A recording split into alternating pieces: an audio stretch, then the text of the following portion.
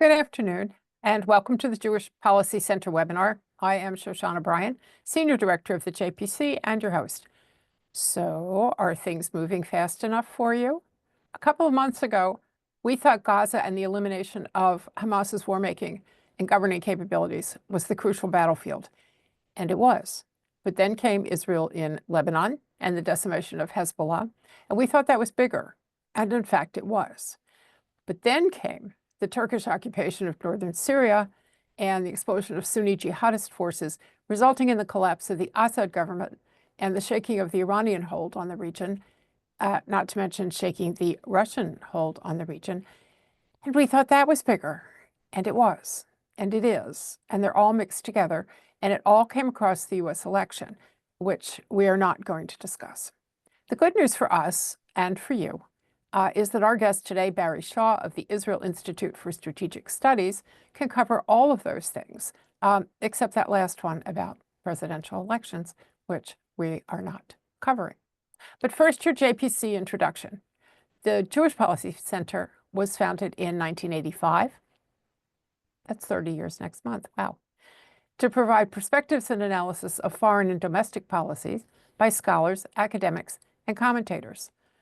You can find us on our website, jewishpolicycenter.org. There you can sign up for our Insight articles, our magazine, In Focus Quarterly, the winter 2025 issue, which is called Iran, Freedom or Fire, will be up on the website and in the mail during the Hanukkah holiday, your gift from us. I also want to suggest that you go back to our winter 2024 and spring 2024 issues for some really important stuff on the American Jewish community and Israel's ongoing battle for the security of its people after October 7th. That's jewishpolicycenter.org. The JPC supports a strong American defense capability, U.S.-Israel security cooperation, and missile defense. Since October 7th, our most important job is to support the legitimacy and security of the State of Israel against anyone who would deny them. And now more than ever, we support the government of Israel and the IDF in their defense of the people of Israel and in bringing Hamas and Hezbollah to justice, whatever justice is, and making Hamas and its fellow travelers release the hostages. And, we have added, working against the malign revival of anti-Semitism in Europe, North America, and of all places, Australia. That one, I have to say, surprises us. As an organization that sits slightly to the right of center, the JPC advocates for small government, low taxes, free trade, fiscal responsibility, energy security, free speech, and intellectual diversity. And now our guest. Barry Shaw is the Senior Associate for Public Diplomacy at the Israel Institute for Strategic Studies. He is everywhere. He contributes regularly to media outlets, including the Jerusalem Post, and he's a frequent speaker at conferences, pro-Israel advocacy events, and I find him on Facebook. I find following Barry Shaw on Facebook to be fabulous. You get all kinds of updated news. He is also an author. He is author of Fighting Hamas, BDS and Anti-Semitism. Also, 1917, From Palestine to the Land of Israel. BDS for Idiots, which is a good one. And my favorite of his works, which is a totally off subject book, excuse me, entitled A Tale of Love and Destiny. Barry tells the story of Sarah Aronson, a Jewish heroine, the only woman to lead a major spy ring in wartime right under the nose of the enemy, which was at the time the British Mandatory Authority in Palestine. Since 10/7, Barry has been keeping people up to date on events in Israel and along the battlefields. So I asked him what he wanted to focus on today. Clearly, Syria is at the top of the list, but the issue of Syria also involves what he called Ottoman ambitions, which is Turkey and the Muslim Brotherhood, the ambitions of jihadi ISIS and al-Qaeda armies, the ability or inability of al-Jawani to control them all, Russia, Iran, Jordan, and finally, possibly, good news in Israel's future. So buckle up, everybody. This is going to be a fast one. Barry Shaw, the floor is yours. Thank you, Shoshana. And first of all, I want to thank you for the article that you wrote on the subject. I found it absolutely spot on. And one of the two things that have happened since, so I think we'll play catch up, but also I think we need to give your viewers a bit of a background of what's going on before we can assess precisely what's happening. And I see a lot of various issues here that I want to clarify, and some are quite troubling. I think we have to make an honest appraisal of who controls Syria and what their intentions are. And as I said, I really appreciated your article. And we have to study the character of the new Syria. It's a combination of ISIS, Al-Qaeda, and Turkey's Erdogan, a ruler's long-held ambition of restating a 21st century version of the Ottoman Empire in the Middle East, of course. And the other thing that troubles me is I found the same defect in Western left socialist imagery in completely misjudging what's going on in Gaza and Lebanon in the past. And now they seem to be applying the same thing in Syria. It simply it's confusing the facts and the truth and the details and making it fit a sort of progressive left-wing imagery, which is wrong. So if we put it in simple terms for the Western media and Western politicians, I would put it simply put, Assad dictator in bad, and al-Julali liberator good. That's their version. But actually, Assad dictator was bad, and al-Julali's liberator is possibly even worse. So a part of what I want to get over in this broadcast, Shoshana, with your permission, is really to re-educate and re-inform the people of the left who have been wrong for the last year or so, ever since, let's say, the 8th of October. I'm giving them a day's grace because they were shocked by the 7th of October, but what they've done since the 8th of October has been simply shocking, and their perspective of things is wrong. So let's press on, and let's need to understand who drove out Assad with an honest assessment of the background and where it's heading. So the man who calls himself Abu Muhammad al-Julali was arrested in Iraq, by the way, in 2006 by US forces. And he was sent to Abu Ghraib prison, where he met no less than al-Baghdadi, the founder of ISIS. And he was a member of ISIS before he became a member of Al-Qaeda. I'm racing through a lot of these things just so to emphasize the background and where we're getting. And he controlled, when he began his campaign to remove Assad as the leader of Syria, he captured the town of Idlib, which is a city of 5 million people, and he established there a mini-state under Sharia law called the Syrian Salvation Government. Now, after President Trump destroyed ISIS, al-Julali decided to change the image, projecting himself as a moderate ruler supporting law and order. But if you dug deep enough, and again, the Western politicians didn't do this, and neither did the media, that you will find that those living under him these days accusing him of silencing opposition, targeting journalists, imposing harsh restrictions. He ruled like the Taliban in Afghanistan. And I describe him as a dangerous, militant, jihadi terrorist trying to project an image of himself in the West as an Islamic male version of Joan of Arc. That shouldn't fool anybody, because quite frankly, what you're seeing in the media and by a lot of the politicians is they're projecting him as basically a savior of Syria. Just like, but it's wrong. It's the wrong imagery. It was the same wrong imagery, Shoshana, that we saw over here that they gave to Yasser Arafat, who lied about everything in order to deceive the West, in order to get their money, in order to pursue his political and his terrorist aims. He lied, Arafat lied about his name, lied about his real imagery, and we're seeing exactly that with the man who calls himself al-Julali. So I want to put a few truths to al-Julali. Al-Julali was born in Saudi Arabia in 1982. And his father was of Syrian parents. His father was in the oil business, and his mother was a geography teacher. Now, in a 1921 interview he gave to the American PBS, Shoshana, he claimed that his family originated on the Golan Heights, and therefore he changed his name to Abu Muhammad al-Julali. That, again, is a fiction. It's not his real name. But we see this, as we saw with people like Arafat. They changed their clothes, their names, their identity to suit the passing moment. Now, he also claimed that his grandfather fled the Golan Heights in the 1967 Six-Day War. So don't tell me this in his jihadi, Al-Qaeda, ISIS mind, that he doesn't harbor any anti-Israel grievances as a Syrian defeated in a war that they initiated, 3 wars to destroy Israel. Syria attacked Israel in 1948, in 1967, and 1973.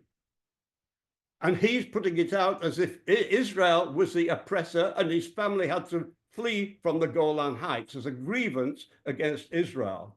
So his real name is not al-Golani or al-Julali. His real name is Ahmed Hussein al-Shara. That is his true name. Now, in 2016, al-Julali announced his organization's withdrawal from Al-Qaeda, changed his name to Jabhat Fatah al-Sham. And in a first appearance on camera, he said to provoke no excuse to the international community led by the United States and Russia to bomb, expel all Muslims in the Levant under the pretext of harming Al-Qaeda-affiliated al-Nusra Front. So basically, he changed his identity while attacking not only the United States, but Russia. And then he merged with several opposition factors under the new name, Hayat Tahrir al-Sham. That's HTS as it's referred to these days. But they didn't join him.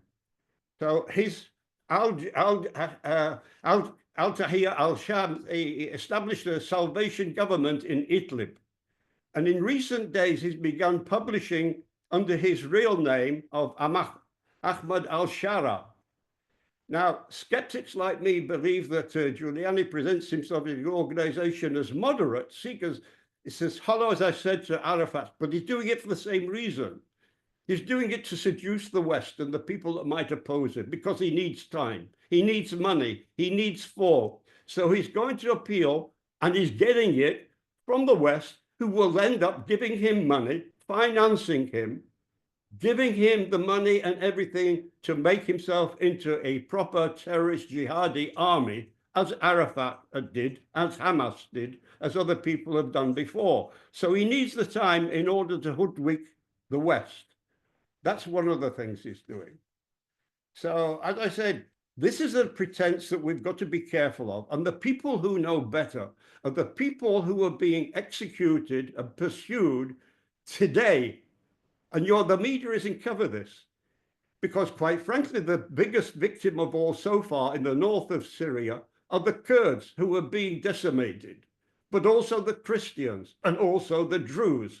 And you don't hear anything that's going on. But I have seen, and we in Israel have seen, scenes that are pretty horrific, which I don't believe, because I haven't seen it on any of the Western media, these sort of things, because they're doing a snow job, if you want to put it, because they're promoting this guy as some sort of new messiah to save Syria from the bad guy Assad. But this is why at the moment we have, for instance, 6 Druze villages in the Golan Heights area of Hadar who met together without Israel and then asked and requested that their territory that their villages are in will be annexed by Israel as part of an extended buffer zone that we're in right now. I'd like to come back to later on. But what I'd like to do right now is actually turn the attention to who is the main actor of this, and this is Erdogan of Turkey. Erdogan, and I've said for some time, has carried a sort of ambition. He sees himself as the new Pasha ruling a new extended Turkey, the new extension of the Ottoman Empire.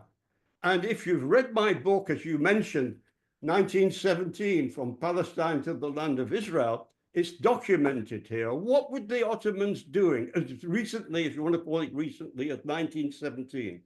Yes, their empire started in Istanbul, but they ruled, wait for this, the countries that are called today Lebanon, Iraq, Syria, Israel, Jordan. They weren't called it there. They're all part of the Ottoman Empire. And where did the Ottoman Empire have its seat in order to dictate this landmass? Damascus in Syria. Now it's all coming together because it was Erdogan who has been helping with arming not only the Turkish army, but also some of the gangs and the terrorist groups from the north of Syria, which helped this al-Julali march through all the way to Damascus. So he's doing this with the help of both the ISIS and Al-Qaeda, that he says, no, I'm not ISIS anymore, and I'm not Al-Qaeda anymore. I'm just for the freedom for the Palestinian people. Really? Okay. Let's see what's going to happen over the next few years as Erdogan and Turkey extend their influence and their troops inside Syria. You will see one of the biggest embassies you'll see rising up in the capital Damascus will be the Turkish embassy. Now, this is quite strange because what we had in the last few days was the Turkish foreign minister had the chutzpah, because I don't know the Arab name for that, in order to condemn Israel's military action in Syria and its advance into the buffer zone between Israel and Syria, saying that, and I quote, Israel is displaying its occupation mentality, which is rich, given by a Turkey that has now illegally invaded and occupied, ethnically cleansed large parts of northern Syria since 2016, as well as occupying northern Cyprus. Let's talk about that, which is against United Nations Security Council Resolution 541. And the Parliamentary Assembly of the Council of Europe described the northern part of Cyprus as occupied by Turkey since 1974. So now we have this week the Turkish foreign minister saying we're occupying Syria. If that's right, foreign minister, get your troops and get your people out of Syria as well, because you're doing exactly that. Now, NATO have also allowed Turkish participation in NATO for one reason and one reason only, to try and appease Erdogan to stop Turkey opening the door, stop the flow of refugees, Syrian refugees and refugees from the rest of the Middle East from flooding into Europe. And basically what they've been doing, as we've seen what's happened in Amsterdam and other places is going on now, they are ruining what we assume would be the norms and the normalities of European countries. So we have a situation over here, which I predict is going to happen, is that the first thing that Turkey is going to do when they move their troops into northern Syria, that is going to open the door. And the next thing that Erdogan is going to do is he's going to evict the 3 million Syrian refugees that are being housed in Turkey right now. He doesn't want them. He doesn't need them. He's going to send them back to Syria. And there you've got, out of 3 million, quite a hefty loot there, who are going to look on this al-Julali, whoever you want to call him, as a messiah, and will become his soldiers and his henchmen in the future. Now, I'm saying this is going to happen because also Jordan is going to do its best to evict his 45,000 Syrian refugees from there as well. And the West will say, well, this is normal because they are Syrian. But that forbid, let's see what happens when Britain, Holland, France, other Germany want to evict their hundreds of thousands of Syrian refugees. You're going to get the soft progressive left saying, you can't do things like this. This isn't right. They sowed refuge in your country, let them stay there. So there's a double standard comes up between what I call the liberal left-wing West and the truth of what's going on in a lot of the Arab countries. What is acceptable for Turkey and Jordan to do, and these other countries are not acceptable for European countries. This is how confused the West is these days. So that is basically the nutshell of how I see the two sort of things development. Now, before we come on to other things, with your permission, I want to go on to one or two news items because these sum up where we are today. Okay. I don't know if you saw yesterday or today, I think it was, Putin was broadcast live from Moscow, which he answered a few questions.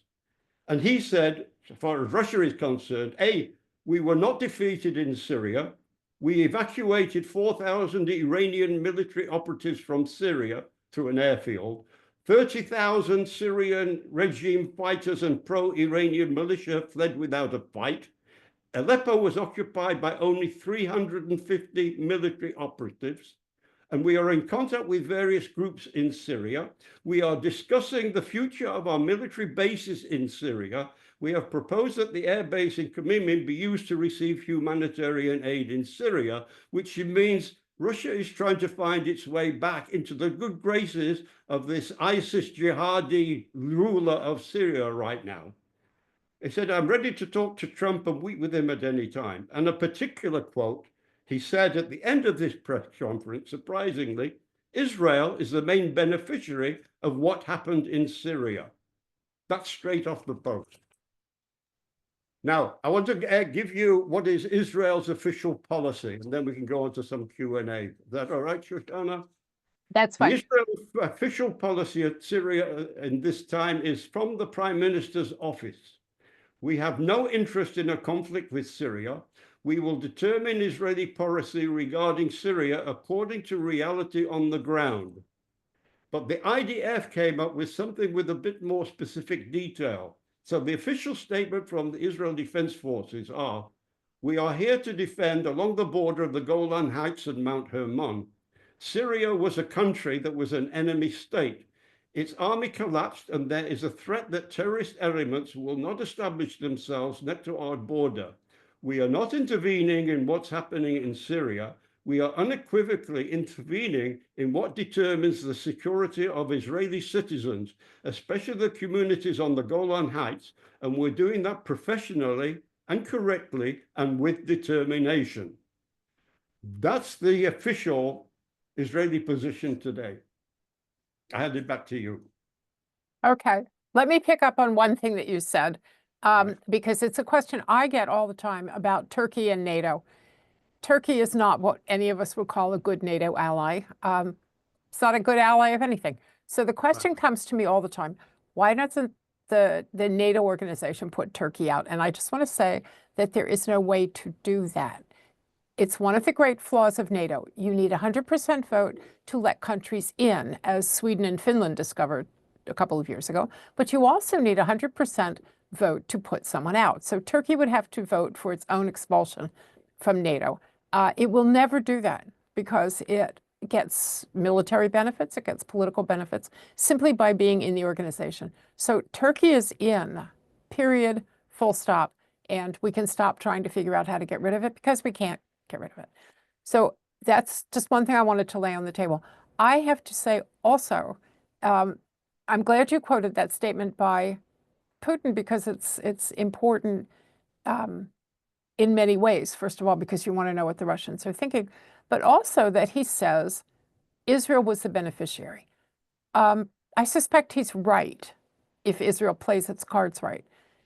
Because, and especially I think if Russia comes back into Syria, Israel and Russia share an aversion for ISIS jihadists. Russia had its own problems with them in Chechnya. They committed war crimes out their elbows in Chechnya. Grozny was at one point considered the most destroyed country in the world by the United Nations. So Russia has no interest in helping ISIS rebels, Sunni rebels, Turkish Muslim Brotherhood. They don't like any of them. The idea that Russia and Israel may find a way forward together if Russia's in Syria, okay, maybe. But the one place we haven't discussed, or you haven't discussed, Barry, I'm going to ask you to discuss it now, is Iran. So Russia left, they took a lot of their stuff and they left their bases, but they want to come back, clearly. Israel, I think, will have no problem with that. Where's Iran? Did they run off into the night? What happened? Okay, good question. Iran is being scolded by the rebels and by the Syrians that were truly oppressed by Assad, because they know that it was Iran that was giving him the muscle. As you know, we have the situation where Assad, who was he? He was a leader of the Alawites, which is barely, what, 16%, 20% maximum of the Syrian people. And he was kept in power by two strong-arm guys. One is Russia, and the other one was Iran. So there's a very bad taste, not just off the ISIS people or the Al-Qaeda people or al-Julali, but the rank and file Syrians who suffered under Iran. So it's going to be very difficult for Iran to come back. You just triggered a thought in my mind that I'd like to express. I mentioned to you that obviously Assad was a minority because he was an Alawite. So the people, part of the people who are also going to suffer if they can't get out of Syria and they're still in Syria are the Alawites, because they represent Assad and they're in a small minority. But I'd like to expand on something, a thought that I'm developing, and I'm not quite there yet, but I'll express it to you as long as your viewers don't pay attention to it. It's just between you and me. My theory is that first of all, it's going to take a few years for this al-Jilali and the Turks to reconstitute Syria in the way that they want. That's rebuilding it to be a major terror state. This is what it's going to be. It's certainly not going to be a democracy. And I think when they look, they would have two targets. The main targets would eventually be Israel, because quite frankly, a number of his troops have been shouting onto Jerusalem as they were marching towards Damascus, for instance. So it's clearly there, although he will never admit it. However, I have another thought, and it comes back to Erdogan's ambition to reinstate the Ottoman Empire. I think it's quite likely that the first target is not going to be Israel, it's going to be Jordan. And Jordan is the weak link here. Jordan will have to get rid of their 45,000 Syrian refugees who won't thank the king for protecting him there, but they go back. But what's going to happen? There is going to be an infiltration over the border between Syria and Jordan. And a lot of bad actors in Jordan are going to be given arms and training, and you're going to have some of al-Jilani's people infiltrating into Jordan as well, because I think they see that as the weak link. And the king of Jordan is in desperate states of being deposed, because who is the king of Jordan? It's what, 60%, 70% Palestinians, and it's about 10, 12% Hashemite, right? So he's in more of a minority than Assad was. And I can tell you there have been discussions and military discussions in the last 2 days, between the Israeli intelligence and top military people with some top military people in Jordan. So something is cooking here. There's people make an attempt on Jordan. The Israelis may come to the defense of the king. But the meeting was also that Israel doesn't want infiltration via Jordan, both of the ISIS and al-Qaeda people, and to be infiltrated through Jordan across our border, which is a long, empty space, if you like, very difficult to defend. Much more difficult even with the Gaza border or the Lebanon border to come over through the Jordan Valley. That could wreak havoc for Israel. So we're aware of a danger coming from there. So I think that's one of the weak spots right now. So I agree with you that Jordan is a weak spot. And just because we're doing it, let's throw one more piece in there. Jordan has been a conduit for weapons over Syria into Jordan and into Judea and Samaria, which fosters the problem of Hamas and Palestinian Islamic Jihad and all of those guys on Israel's border. So you not only have Jordan, you have the river, you have Judea and Samaria, and all of those are susceptible to the importation of weapons. So would you expect to see more of that in the next couple of years? Absolutely. I think Israel has to invest heavily in a more fortified, long border between us and Jordan, because as you quite rightly mentioned, this Jordan rubs up against the Red Sea, against Aqabas across the water from Eilat. It's across from the Dead Sea, you want to put it that way, not the Jordan Valley.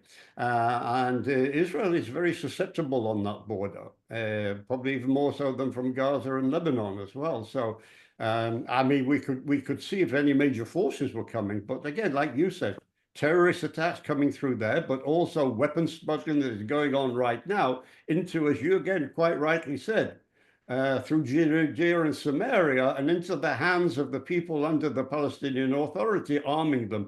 There was an event going on yesterday of us having to take out some terrorists again in Tulkarm and Jenin and things like this. This is a daily incident, which is only going to get worse. And those weapons, as you rightly said, are coming across the border from Jordan, but coming from Iraq and through Syria. So here's where I start to worry. I believe that some of this was good news. Anything that weakens Iran, in my opinion, is good news if it's played right. That's all good stuff. But if Israel has to defend the king of Jordan, and there are people who said, well, why didn't Israel get rid of Assad? Why doesn't Israel take care of the Red Sea and the Houthis? Why doesn't Israel take care of Iran? Israel's not a very big country. And at some point, it seems to me, Israel runs out of the capability to run the whole region, and it needs something else. And what it really needs is the United States. So you have Israel in CENTCOM, and the relationship between U.S. Central Command, which is CENTCOM, and Israel is excellent. The relation with the commanding general of CENTCOM, General Kurilla, is very, very good. But at some point, doesn't Israel need real cooperation with the United States to manage all these bits? Absolutely, it does. And Israel is in a dilemma right now because, quite frankly, we've got this thing. And my assessment is that I think Israel will be looking at Syria as a slow boiling problem. I think Israel will say we've got sort of time on our side to see what's developing in Syria. In the meantime, we have a more major problem to deal with, and that's to do with Iran. Iran, as you know, was one of the major losers of what happened in Syria. And some religious folks over here in Israel would say it's almost like something mystical and holy that went on. The actual fall of the house of Iranian Kurds, with both what we succeeded in doing in Gaza with Hamas, followed by some miraculous, what I called it, that intelligence work against the Hezbollah, from everyone from the top honcho of Hezbollah down to all the leading commanders, even to the middle ground with the beepers and the walkies and things like that. So in other words, Iran has been a triple punch, both with regard to Hamas, with regard to Hezbollah, and also with being kicked out of Syria right now. And that was, of course, for the main flow of weapons from Iran to Syria with Assad's approval and into Hezbollah in Lebanon. So that's dried up and everything. But however, the problem with Iran remains, and I see already Iran is playing, they're the world experts in market tradery and chess. And they're playing a very smart game with regard to the incoming administration, is they're trying to schmooze up, if you want to put it that, to the American administration, both to the current administration and to the new one, saying, let's talk, we don't have anything to argue about, we maybe have more to combine that divides us, which of course is a lot of rubbish. They're doing that because they see Trump coming in and they're scared of Trump. The question is Israel going to take out the nuclear facilities before Trump enters the White House, or wait until he's in and do it together with the Americans? Somebody at the top in Israel knows the answer to that, because I understand Bibi has spoken at least 4, 5, or 6 times with Trump already. I don't believe any world leader has had the number of talks with Trump that Bibi has had. And I don't think he's simply talking to and complaining about the court cases going on in Israel right now. I think he's talking about far more serious issues. Uh, so I don't know. We don't know what's going to happen, but I anticipate that something major is going to happen against Iran more than something major is going to happen from Israel towards Syria. Okay, so let's throw more stuff in here because this is getting really, really interesting. Okay. Israel deals with Iran, or Israel and the United States deal with Iran, or somebody deals with Iran. But you still have the problem of money and Turkey. Now, money to Turkey is basically money from Qatar to Turkey, which is the same as money from Iran to Turkey.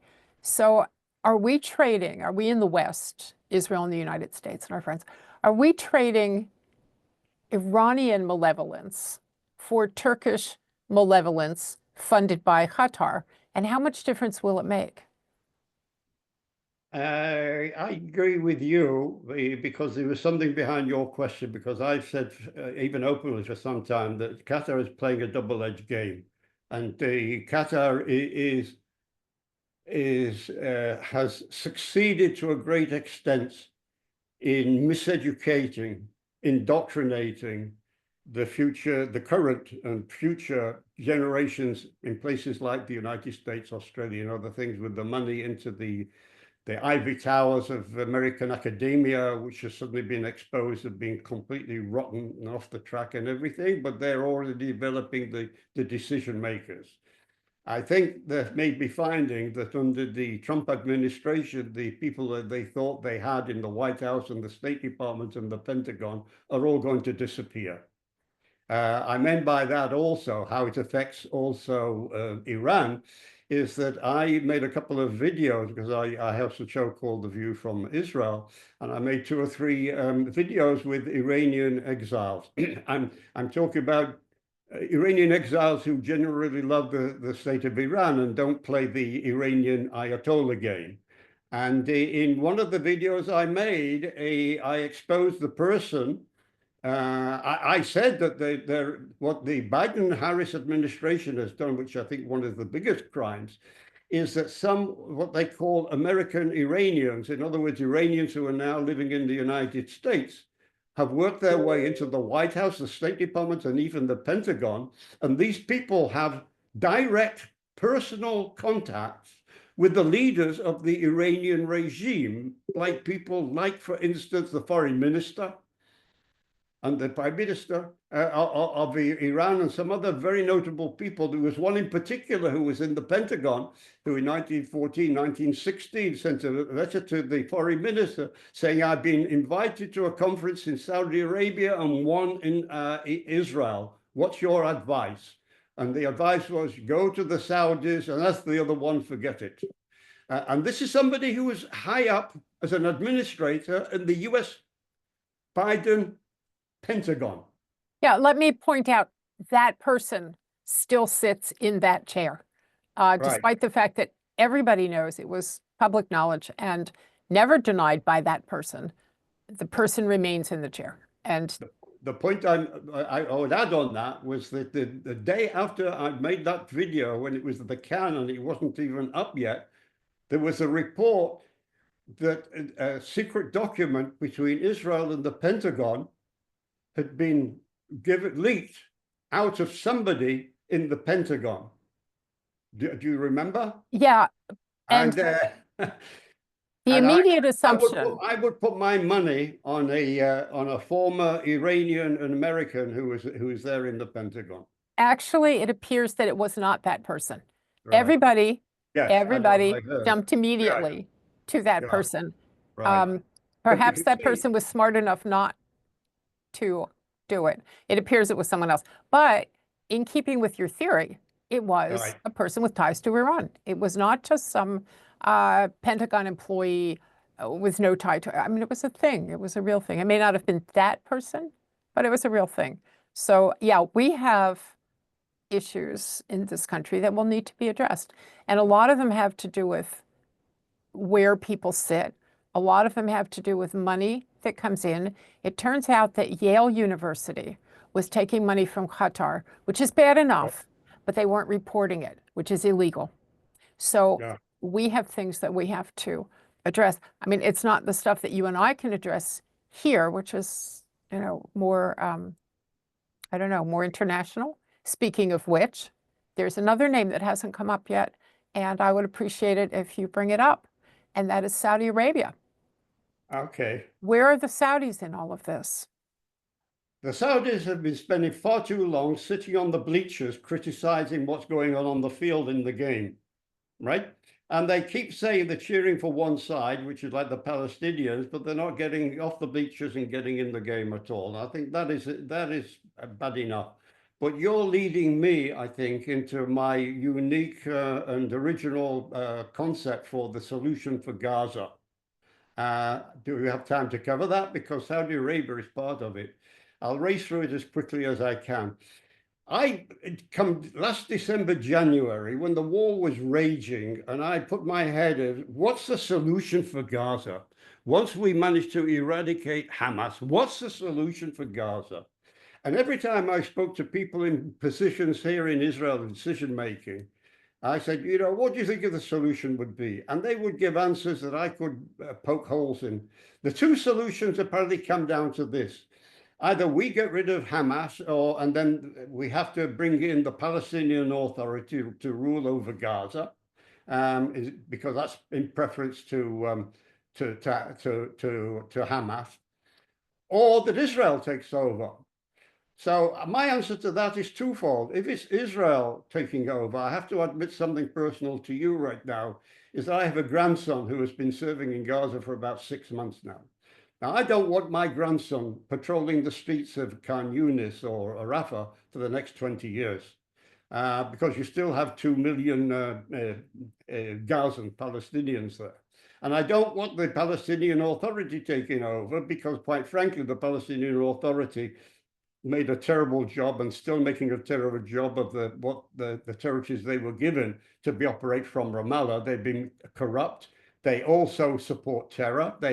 I beat on it all the time about Mahmoud Abbas's pay-to-slay reward scheme, rewarding any Palestinian who kills Israelis.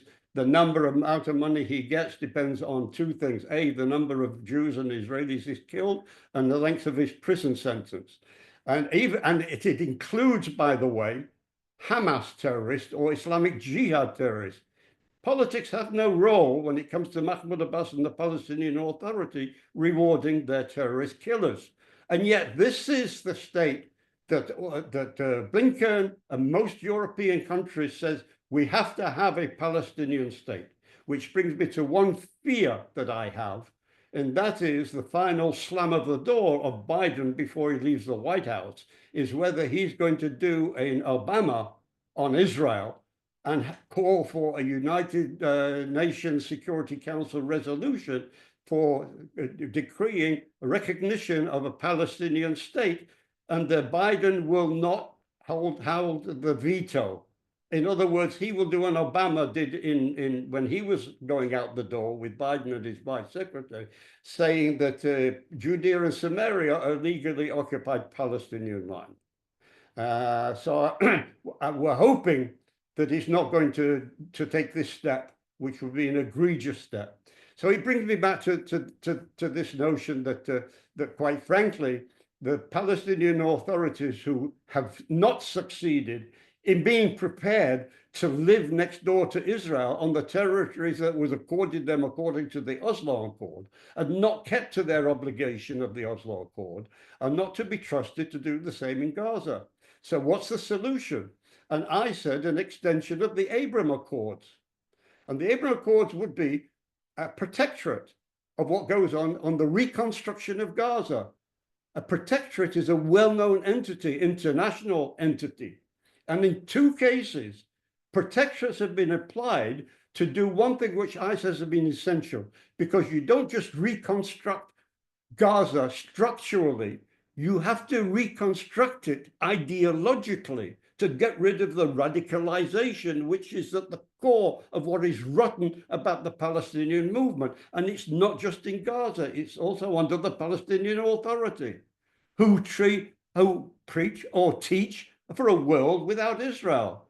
This goes on, and this radicalization has to end, and Israel can't do it. It has to be the moderate Muslim states of the UAE and Bahrain, with the addition of Saudi Arabia coming in, to rebuild the mosques and the madrasas and the schools and the infrastructure, but also to employ their imams and their teachers teaching their moderate form of Islam. And the other legs of the Abraham Accords is the United States and Israel introducing a modern curricula in the educational system, which will bring the Gazan people up to a level so they can build a state which will be based on high technology, agriculture, tourism, industry, and Israeli entrepreneurs will be opening data centers and high-tech centers in Gaza City, like A.L. Waldman started to do before his daughter was killed on the 6th of October. So that's how I see the future of Gaza as an Abraham Accords protectorate. And the radicalization was done by the Allies, Britain and the United States in Germany after World War II, where we weren't just reconstructing West Germany, we were also denazifying the Germans. And that took some time as well in West Germany. And it worked there, and it worked with America in Japan as well. Because what did America do to defeat Japan? You had to drop 2 atom bombs on Japan before they surrendered. But however, America went in there, imposed an American protectorate, temporary protectorate, which helped rebuild Japan, but also de-radicalized the Japanese. And both Japan and Germany have become modern, democratic, wealthy, pragmatic countries. And you have to impose this on Gaza, and Gaza should be the model. It will take about 10, 15 years to do it. But I think Gaza should be the model that could be then reimposed on the Ramallah and the Palestinian Authority. But I don't see a 2-state solution. If Blinken says a 2-state solution is great, I said, well, maybe a 3-state solution is even better. And I said that Gaza should become a new nation in a member of the United Nations as the state of Gaza, promoted by the Abraham Accord countries. And that would be a model of a new Middle East. So admitting that I'm old, okay, I have to admit that I'm old. I remember at the very beginning of the Oslo Accord process, there was something called the Gaza-Jericho Plan, which was precisely because it was believed that Gaza at the time was a more moderate space than Judea and Samaria, and you could start there. But let me add a couple of things to what you're saying. I'm totally in line with you. And along those lines, I would point out first that if there is a protectorate, it cannot be an American protectorate. Nobody in the United States would go for it. And therefore, the idea of Abraham Accords countries or Abraham Accords plus Saudi Arabia, much better idea culturally, linguistically, and all kinds of other ways. And both the Saudis and the Emirates and Bahrain, all of them, have had experience rooting out radicalism in their educational systems. So it makes them good. And the other thing is, UAE has always wanted a port on the Mediterranean. They are building a railroad across the land and across Saudi Arabia. It's going to cross into the goal is, the hope is, cross into Israel and go to Ashdod or Ashkelon. But it could easily go to Gaza. They can employ Gazans. It makes a lot of sense to look at the Abraham Accords countries as partners. And then I would say to Jewish Policy Center readers and readers of In Focus magazine, go back to, I think it's winter 2024, and read Dr. Eliyahu Richter, who wrote about excising toxic politics from spaces. He wrote a fabulous article because he is an expert in excising toxic chemicals from places. And how do you do it? And how do you have to cover the area? So go back and read Dr. Richter because it's useful. Barry, I want to get to one more thing because we are coming to the end. And Right. People that listen to the program know that I like to go out on a positive note. And you provided one yesterday or today about the economic situation of Israel. There are people who think that Israel cannot do this and remain the first world country that it is, that this is going to sap Israel and throw it into poverty. And you had some statistics on your Facebook page that say that that is not quite true. Can you talk to us in short form about Israel's economy at the moment? Yeah, I haven't got the figures with me right now, but there was a report that came out about 4 or 5 days ago, which gave an amazing report about what has been happening through 2024, when certainly when it comes to high tech and artificial intelligence, about the investment that's coming to Israel and the development of Israeli companies have been absolutely astounding in 2024, which is like another modern miracle, you want to put it that way, because I know people in high tech, and unfortunately, a lot of high tech companies are missing some of their major engineers and entrepreneurs and people because they've been serving in the army, either in Gaza or in Lebanon, and yet. Companies have been investing more than ever before in 2024, and some of these startups are now coming up with some original things that will be used in what we call the third industrial revolution, which is one called artificial intelligence and high tech that's led by companies like NVIDIA.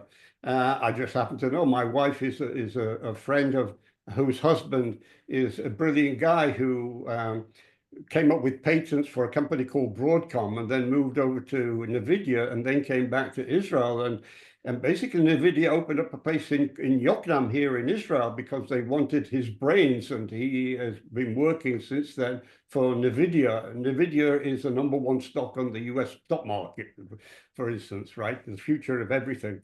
So this is absolutely incredible what's going on. But this is the spirit of Israel. This is what makes us so brilliant. It's not just that suddenly, Iran is supplying Hezbollah with 3,000 or 4,000 beepers that all explode at the same time and say, how the heck did Israeli intelligence do something like that? We're a high-tech nation. We do these sort of things. I mentioned A.L. Waldman, who, for instance, wanted to put it Mellanox. He sold Mellanox to NVIDIA for so many $1 billion, and he was in the process of opening up a high-tech center in Gaza before Hamas decided they didn't need one and they wanted to destroy Israel. And that on that day, unfortunately, his daughter and his boyfriend got killed. A.L. Waldman could be encouraged to come back to Gaza and to reinvest and work for and invest on a new future for Gaza. So just coming full circle about, you said you don't, as an American, agree with protectorates. I would ask you, Shoshana, go to your record books and see how many protectorates the United States has these days. I think you'll be surprised. I won't be surprised. I'm just telling you there is not going to be any enthusiasm for a protectorate in the Middle East at this point. But that doesn't mean that we shouldn't. I had a talk with a diplomat yesterday on the phone. I won't embarrass him by giving his name, but he's well known. And he said it won't work because of this. So I said, so what's your solution? And there's deathly silence on the other side of the phone. I said, you've been in the business of diplomacy for the last 25 years. What's your solution? And you're an Israeli. And he couldn't give. The thing about Americans is that we tend to be without solutions. So I like yours. I mean, I really do. I think the concept of a protectorate, we're going to go explore that as we go forward, because I think that makes sense for the people. I'm going to jump in here. I'm going to shock you to your boots, right? Go ahead. And you're going to say, never, never a million years. I go so far. Somebody was left-wing and sort of center-right these days, but not far-right or far-left or anything. And I have the person who will be groomed to be the Secretary General of this Abraham Accords Board of Regional Development for a new model of Gaza. And that person is a man called, you're going to be shocked, Mohammed Dahlan. Oh, okay, I'm shocked. Okay. I'm shocked. The history of Mohammed Dahlan was that he is a Palestinian who was born where? Khan Yunis. Where's Khan Yunis? In Gaza. he became a strongman under the Palestinian Authority under Arafat, right? Right. And he was a strongman that after the elections, for instance, was chosen to lead the Fatah PLO people against Hamas to reclaim Gaza because Hamas disagreed with the election that they won.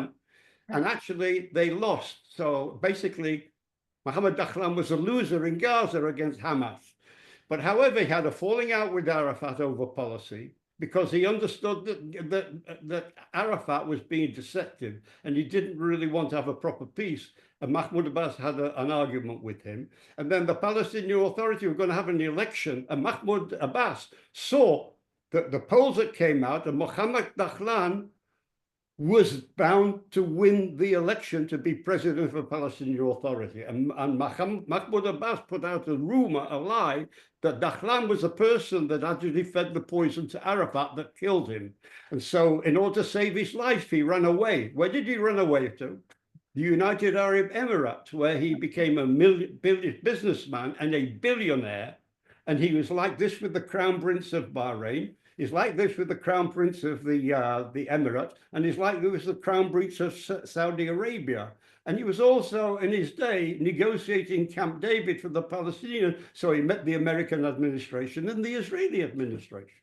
So it would be great to bring somebody, a Gazan, back to Gaza who has one ambition. I am going to be the man that would reform Gaza and make it the new modern state of Gaza, and the hell with Mahmoud Abbas and Ramallah.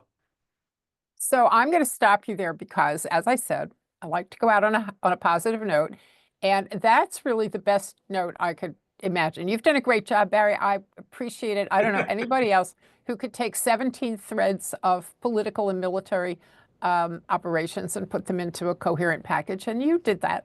So thank you. But the best part is the idea that someone like Mohammed Dahlan could come back from the depths and end up a positive figure for the people. It will only work under Trump.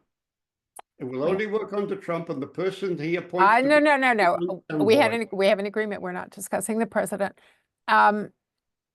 or any American politics. Thank you.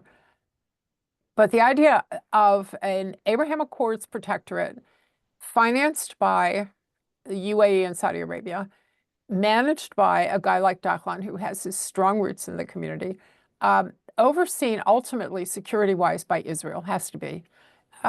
If I were a Palestinian, I would have to say, you know what? Nothing has worked since my great-grandfather, okay? To my father, to me, to my kids. Doesn't work. Got to do something new. And if we get that far, that's a positive. So Barry, can I add one final thing as another positive? Go ahead. Final word. Very quickly. Okay. Several years ago, when Israel was in Gaza, when Israel was developing Gaza, there was a plan adopted, a project of an offshore airport and marina with a bridge going from this offshore into mainland Gaza, right? Right. It was a major project that Israel was dreaming of because we thought Gaza would be an extension of Israel, and it has all the benefits of possibly being the Côte d'Azur of the far Middle East, if you like, of that. The potential there is enormous. And you know who was the man who drafted that proposal? Nope. An Israeli politician by the name of Israel Katz. Really? And who is Israel Katz today? He's Israel's defense minister. He was the foreign minister, but Bibi made him the defense minister when he got rid of Gallant. And yet that project is there. If people go to my website, you can see it. So we were dreaming big when we were just scratching around and trying to turn Gaza into a paradise before the world said, get out of there. We only give it to the Palestinians, and it was Arik Sharon, a right-wing prime minister, that uprooted all the 9,000 Jews and said, get out of Gaza. We won't give peace a chance. So we're going to give peace a chance because we really have to get off the air in a minute. We're going to end on that note. We are going to give peace a chance. We hope that all of this works because there are amazing possibilities. For our listeners, thank you for tuning in. We are off for the next 2 weeks, so allow me to wish you all a happy Hanukkah, Merry Christmas, whatever you celebrate, a happy secular new year. And we'll be back in the beginning of January with a lot more things to talk about. And again, Barry Shah, thank you. And shalom from Israel.